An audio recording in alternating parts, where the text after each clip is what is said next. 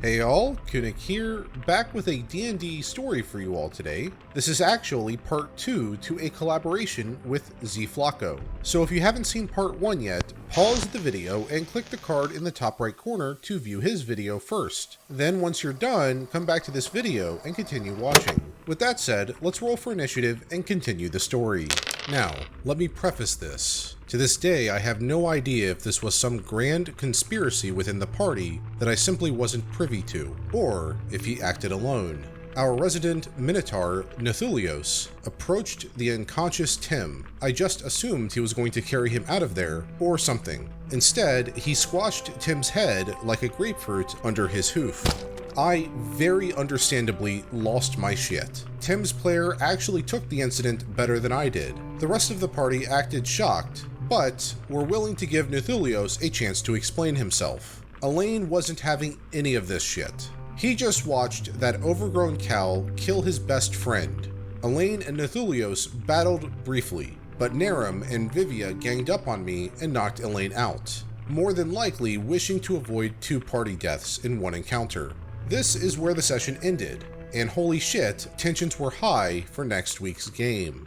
The next session kicked off with our party back in the city, and Nethulios standing trial for murdering Tim.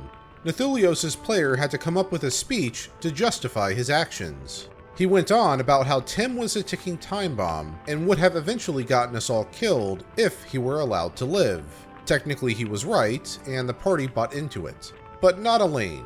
No way in hell. Now, you have to understand that this was my very first tabletop campaign ever. There was a certain unspoken etiquette to playing that I had not fully grasped yet. For instance, hijacking an entire session is pretty rude. That, and you should definitely tell the DM beforehand if you plan on sneaking a dagger into the courtroom to assassinate your teammate if he is found innocent. All of our weapons had been confiscated before entering the courtroom, but that didn't stop me from sneaking in a dagger under my cloak.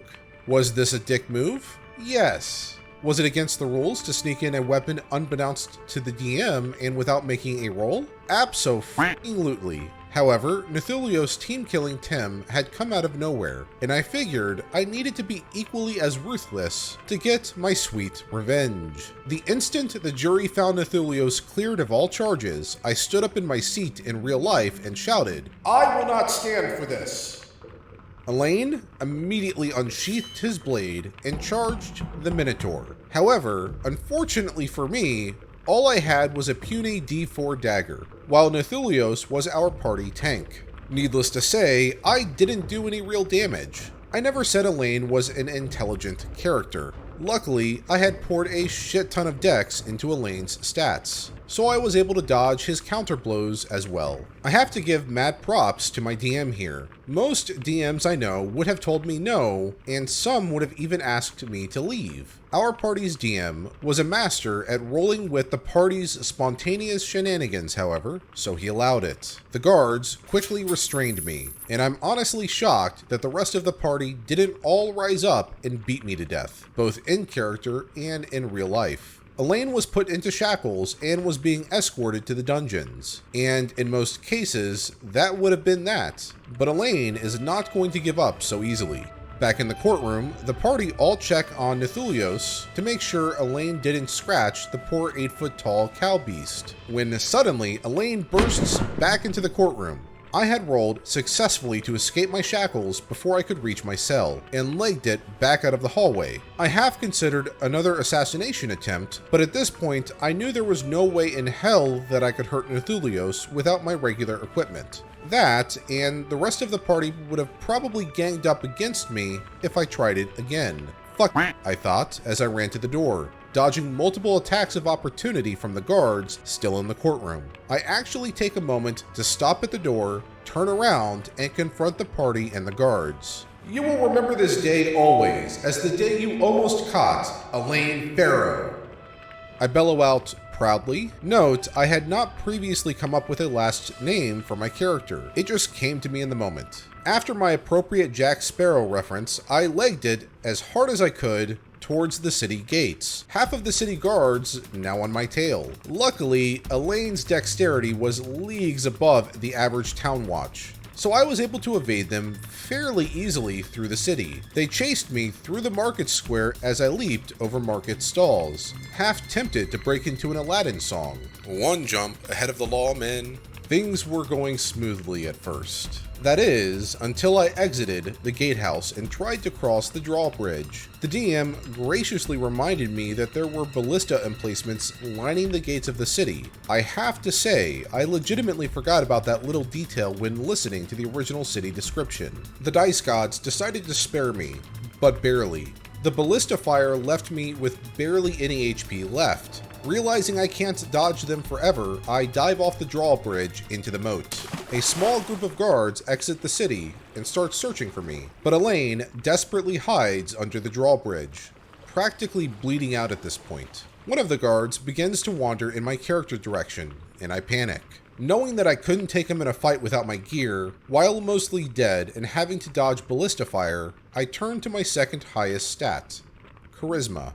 Thinking of no better alternative, Alain tries to sound like an angry troll under the bridge to scare off the guard. The dice can only carry you through impossible shit for so long, and the guard called my bluff. I started to swim, and one fortunate perception check later, I discovered that the moat actually connects to the river that leads into a nearby forest. Alain swims like his life depends on it, because it very much did. I still have no idea how I managed to avoid not only the ballistas, but crossfire between the guards, but I did. Unfortunately for me, however, Alain was split from the party, a wanted man, cursed with lycanthropy, nearly dead and floating into a dangerous forest by himself. Yeah, I kinda figured I was rolling a new character since the start of the session. I ended up rolling another human, a fighter this time. He was a mercenary type dude with tomahawks. I went for an Apache warrior type of deal. I played him a lot more straight and narrow than Alain. Less jokey. I thought he was fine, but I could definitely tell the party missed their lovable murderous clown.